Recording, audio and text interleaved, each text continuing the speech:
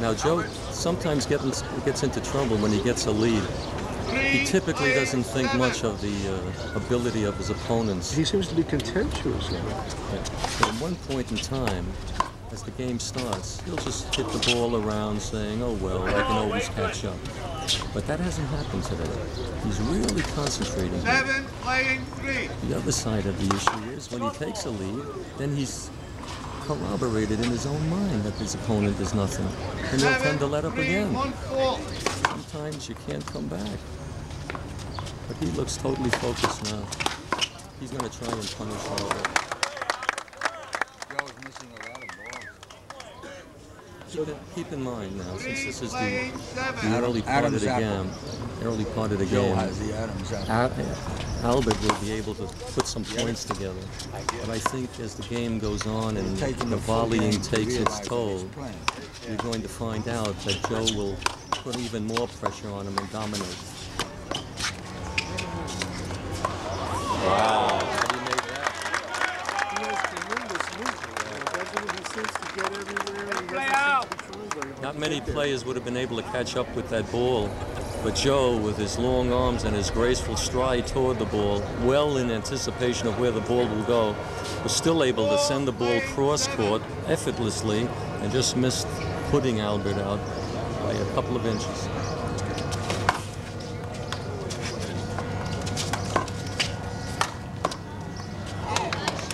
You see, the shot you just saw could be one of the critical elements of the game. If the lineman would have made a mistake on that call, the scene would have been set for other calls and some controversy.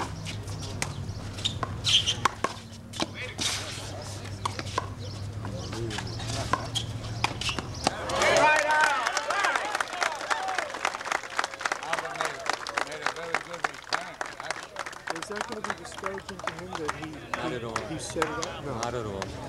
As a matter of fact, with Albert serving, that's going to generate more of his power. It's going to take more of his gasoline. And as the game comes to the 13th, 14th, and 15th point, I think you're going to see a transformation. Joe will be totally warmed up, and Albert, I think, will plateau. But let's see what happens. There's no such thing as a prediction that comes true. We just have to wait and see.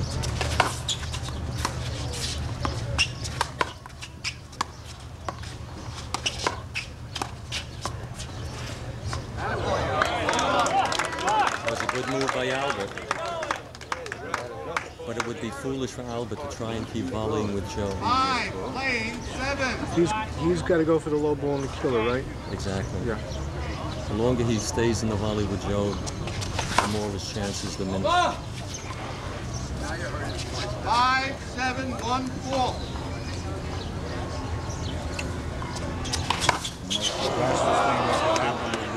This is equally beneficial for Joe that the score is still around the 5-7 mark, because the more points Albert scores this game, the less gas he's going to have for the next game.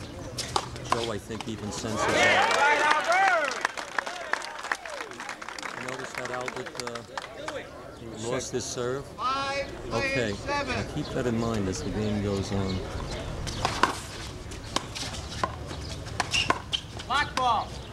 Notice that Albert is trying to pound the ball.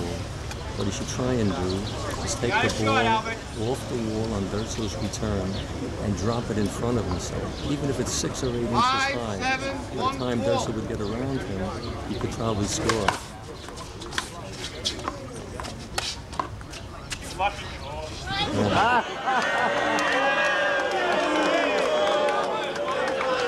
They obviously don't like each other. Remember, this is what I mentioned before. What you're seeing now is the setting of the scene, which has more to do with the game than just hitting the ball back and forth.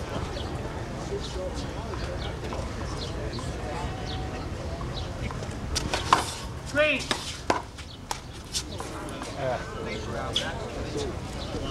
As the game evolves and Joe puts more pressure with low serves, there's going to be even greater pressure on the short line there. He's going to get a little nervous and uptight because he made that initial mistake. He's concentrating extra hard on the line. That's not how you call a short line. All right, there's another misplay. Probably Albert is expecting all this stuff, right? These guys played each other many, many times. They know pretty much how they're going to attack each other. Isn't that right, Ruby? Albert's That's only possible. Has a little significance. The more significant thing is that Joe has such a mastery of this game. Even if he didn't play for 6 months, he'd still be a master. Whereas Albert is purely a function of time on the court. He's had a few medical problems during the past year, which took him off the court. And he needs all that. You see now he's lost another serve. Right? What's going to happen now, I think, Joe is going to start putting the ball behind his back at the left long line, rather than putting him short. Well, he put it short. Okay.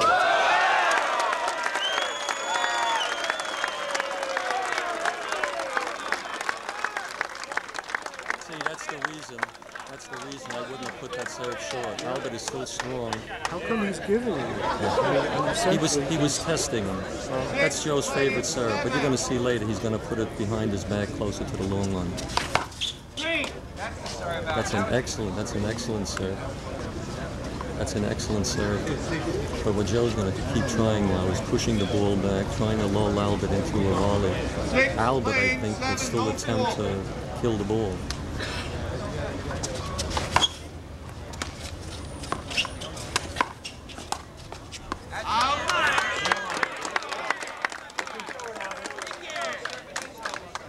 Keep in mind, if you play multiple matches over a series of days, your muscles tend to get pretty tight. And then you need some hot sun on you, and you need some vigorous activity in order to loosen up. They're reaching that point about now.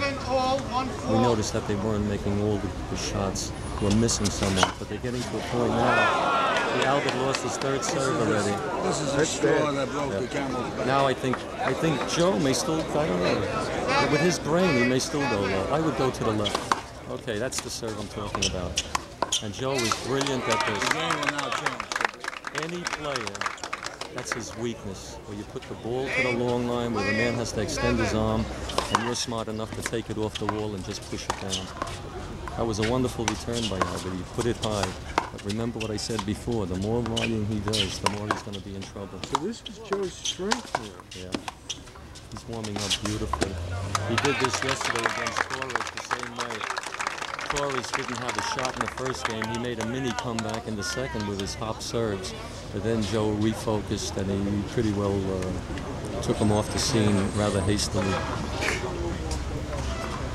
Okay, we have a glove change, which is not a timeout. Keep in mind that there are 3 one-minute timeouts in the game. It's still a little uncertain as to which player will win this first game, because neither one has actually demonstrated a dominance. Joe just stopped. Albert, of course, has served out 3 times, but that doesn't mean at any moment he can't make a flashy comeback. If you are a betting man, you probably have to go with Joe Durso at this moment. The reason I whispered that is because Albert was passing by and I didn't want to disorient him. He has very good hearing. He hears everything. So, the sun is coming out. The players are warming up to a point where they should be at almost peak efficiency. So now... Could you whisper to me? Score is 9-7. If you can move against the wall, that would be helpful for me. No, he's got to be on this side. He can't get closer than that. Okay, that's fine. Okay. That's fine. This is usually where Joe breaks away. But Albert will try and come back. See what I mean? Albert is in trouble every time he volleys. Albert is in trouble every time he volleys. Now the question is, how many points would Albert have scored had he not served the ball out 3 times? 7 playing 9. Probably not too many, because he's not really sharp. Now look at the extraordinary reach Joe has. Now Joe has missed some shots that typically he doesn't miss. Actually, they're both making a lot of errors. Playing 9.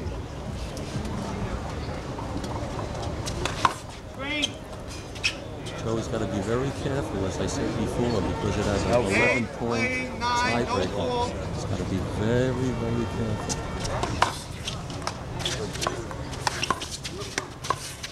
You see what I mean? There's the court mastery that I was talking about. The more Albert engages in the volley, the worse off he's going to be ultimately. 3. Get out to the screen if he was going the wrong way. Well, I think that's a remarkable thing. I just spoke to Danny. Albert was running clearly to the right line, and Joe hit the ball behind his back. So he went by the movement of the server, which is incorrect. I wonder if he was watching. It's safer to call a screen. Okay. Joe has gloves that appear to be wet, but it's just from long uses. What's unusual about Joe is that he wears these large gloves. He doesn't wear the official gloves. Albert used to wear the same gloves as Joe, but you notice today he's wearing the regulation type glove. Joe has missed about 4 kill shot attempts from various points in the court. Of course, it's been neutralized by Albert serving out 3 or 4 times. So that's why it's still an uncertain question. I still believe about the 11, 12 to 13 point, you'll see who will be the master. There will be a mini master if Albert scores the points. There will be a major master if Joe scores the points. We gotta wait till the teens before this thing breaks open. When it breaks open, it's really gonna break open. There's that overhand left shot to the corner again. Now keep in mind, the longer these volleys go, it's only still below 10 in the score. The worse it will be for Albert. He's played multiple matches, he's been involved in the administration of the tournament, and these are all factors that are going to start draining him. Let's see what happens. 8.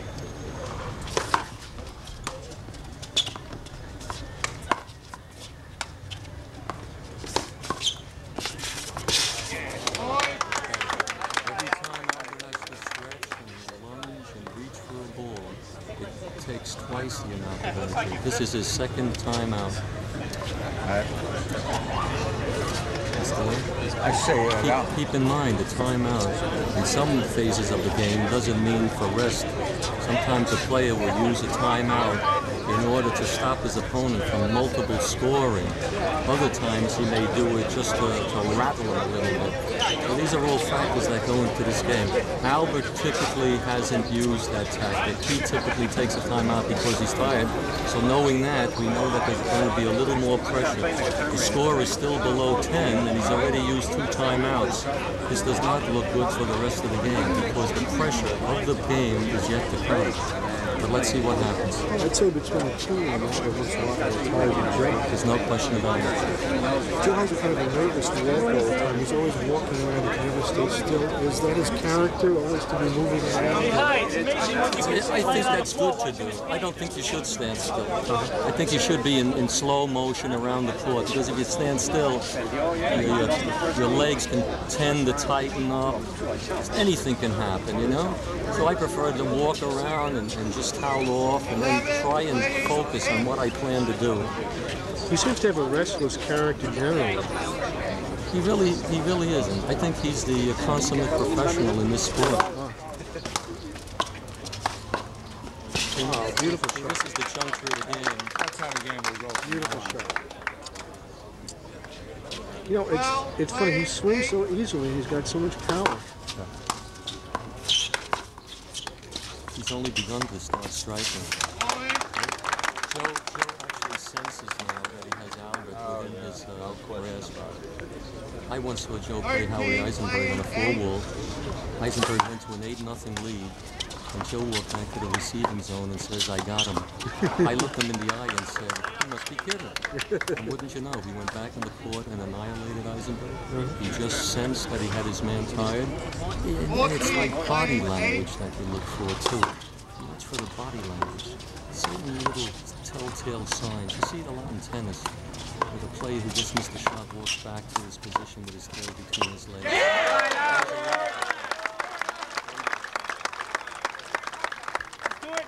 Keep in mind now, Albert has to score heavily here just to stay in the game, and by scoring heavily, he'll be tiring himself out. He's asked for a glove change, which is in effect another timeout. Right. How old is he? Who's that, Joe? 36 years old. Joe was 36 and a half. No, I mean the other fellow. Albert's 36. 36. And a slight fraction. So they're 35 and 36. No, they're both past 36. They're both past 36. Neither one has reached 37. Joe is about 36 in 9 months, and Albert's about 36 in 3 months. So they're a little bit past their prime as far as mobility is Not today. That might have been true in the old days, but Because the young kids are zero or nothing. Because these guys are moving around beautifully. I'll tell you a story. 20 years ago at the National Floor Wall Convention, we had a resolution to the effect, should a man over 40 be allowed to play in the Masters Singles, which was the designated age, and they actually voted that down. And today, in 1991, we have divisions of play, 40, 45, 50, 55, 60, 65, 70, and this past year, we've had a division for 75 singles. And you imagine what has happened in all these years through nutrition, through genetics, through medical advances.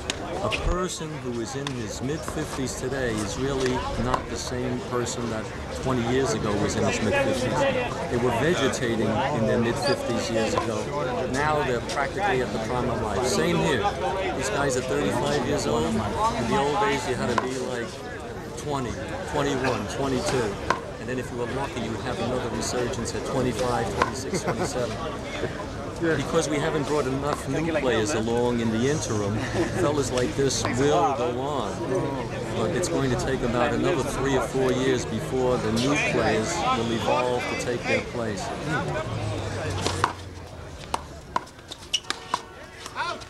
Come on, that ball was good. Yours here. Hey, wait a second. If it's good, he should be serving. Out. Correct.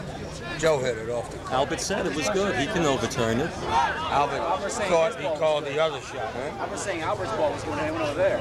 Fine. Okay, we've had a little break in the action here for a mini-second.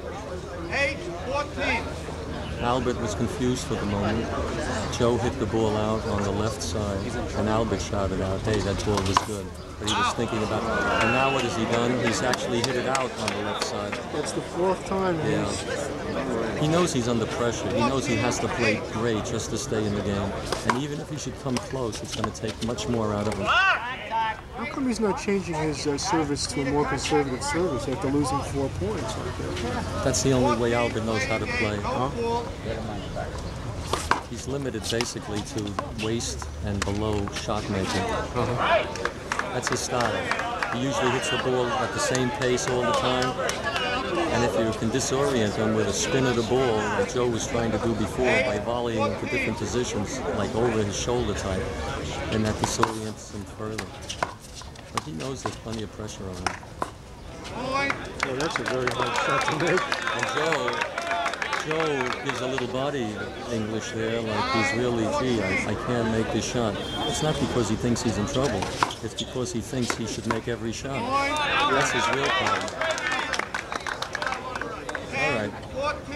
He's going to focus now.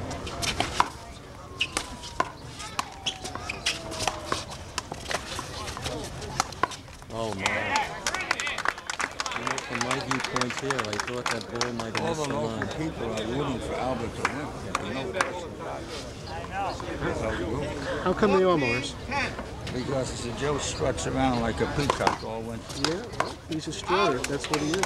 Albert has hit another ball out on the left side. He's over swinging now. He seems to be trying to make the very difficult shots instead of playing. That's what he should be doing.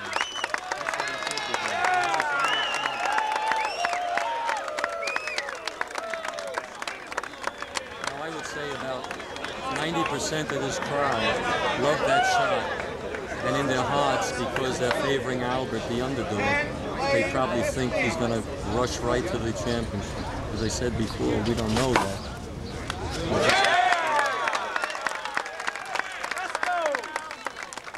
This raises another interesting question. Sometimes the crowd can actually propel a player past his performance.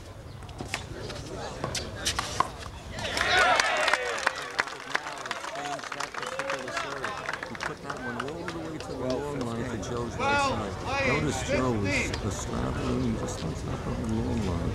He's ready to play it either side. That's it, baby! Joe's lateral movement is tremendous.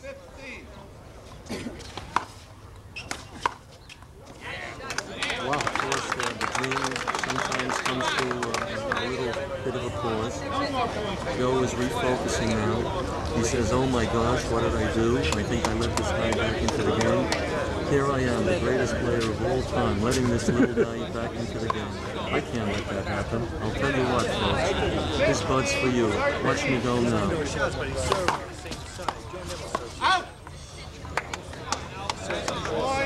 Joe theoretically should be putting the ball at the left long line.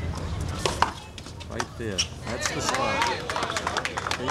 Now he's going to try and outthink himself. He should go with the same serve. This is the third and final timeout. Now, could I ask you this, with the wide of the left long line, that's a pretty low serve? Couldn't he move back? Couldn't Albert move back and keep the ball low and maybe put it down the line? Once a man is tired and his strength is waist and below with his best possible shot making, once you push him back near the long line, then he has not only to force the ball to the wall, and in this case it's almost a desperate attempt to blast it by Joe, or a way out concept that he's got to kill the ball. He knows in his subconscious that because he is tired, he's going to have to return the ball to the wall. And that's all Joe is going to need to command the center court. Now, as you observed before, in the earlier part of the game, Joe had the opportunities, but for some reason he was missing the shot. Now, he has this intuition about putting the pieces together. I think he's going to go with his strong serve. Sometimes he outthinks himself, and then, see?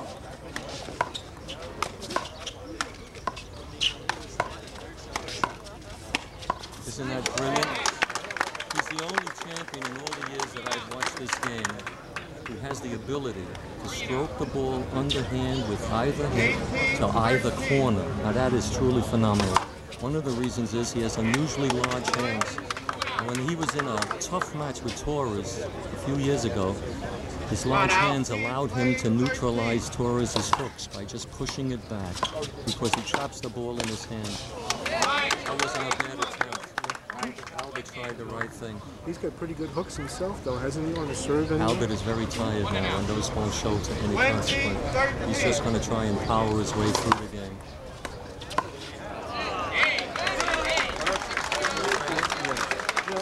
Albert's left hand is not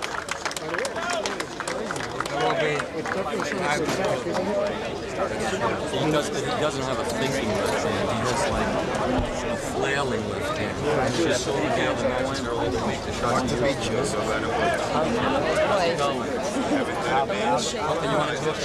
No, I don't talk to the camera. Very low profile. Okay, you know, I did a lot of talking during that game. Now what I want is your observations, Matthew. You're a great student of the game. You've seen many games. You ask very penetrating questions.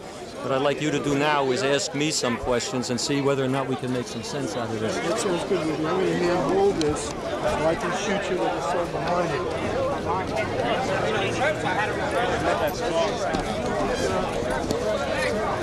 Okay, could I ask you this, Ruben? I see this game as a kind of a dialogue in the form of a war.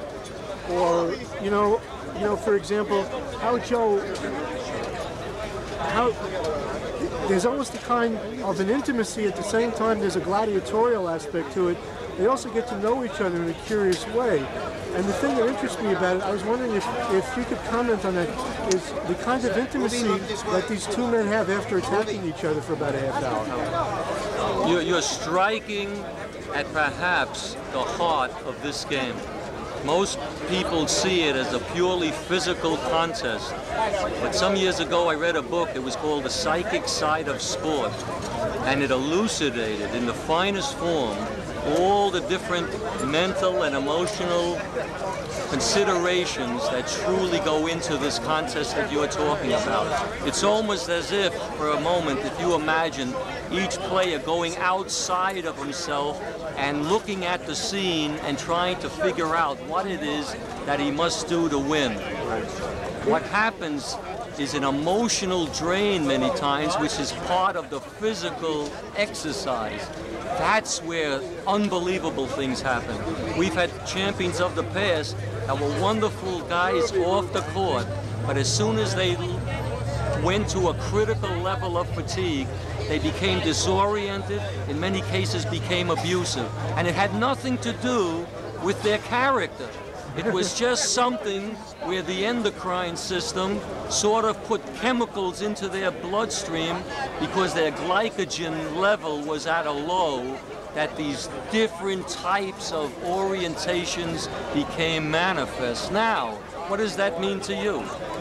Well, isn't there a discovery of character, how desperate you become? It is a part of your character, I think, if under desperate circumstances you become abusive.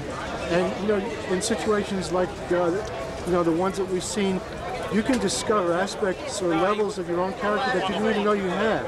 Yeah, you've mentioned a very important point, but I was looking exclusively at the way the body chemistry is tied in with your physical energy. What you're alluding to was part of a study which Life magazine did some years ago.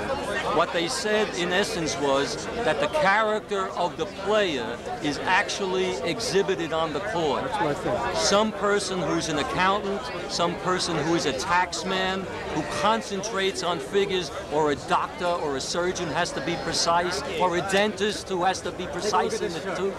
He comes on the court and he looks at the game in a very logical way. They only wear it for special occasions. Like People who are poets and artists and a little bit what we used to call way out in the 60s, they come to the game with a freewheeling spirit that is also shown on the court. It has something to do with the right hemisphere of the brain versus the left hemisphere of the brain. One hemisphere is with language and with logic and with mathematics. The other is with literature and poetry and the like. The only problem is that the corpus callosum, which is the little bridge between the two hemispheres, sometimes the player doesn't pay the toll, and therefore the disorientation takes effect, and you see that he might have been great in his local court, he might have been great in a mini tournament, and when the moment of truth comes in the big national finals, it's not there. The beauty of Joe and Albert is that they have survived many years of brutal athletic competition. They've handled it very well. But on the one hand, Joe Durso genetically, for some reason, has an intuitive awareness of what it means to play this game as if it were a symphony. The other man looks at it as a physical context, purely in terms of the amount of time spent in getting into shape and playing the game. That's what the observation is. That's what you, as an aficionado, know, and that's what hopefully the viewers will sort of think about. We don't want to make it more complex than it is. Life, in its ultimate terms, is very simple. Did you ever have a complex problem? The way you solve it is to break the complexity into its more simple components. And the skilled man is able to do that. The man who is not skilled continues to see the complexity and therefore can't come to a conclusion. Now, what's your next question? All right, speaking of that, Ruby, is there a kind of a growth process as a result of learning, for example, on Albert's part, he needs a better left hand? Could he grow from that? Is the question really put to him? No. I've sort of been a coach of sorts for all the players down here. And we've spent many, many hours talking about how you should change your game, how you can win a game against a guy like Durso. As a matter of fact, it took place at a little Halloween party, and we had a couple of beers or something. We're sitting outside in the hallway because the apartment was and I sat down next to Albert. I said,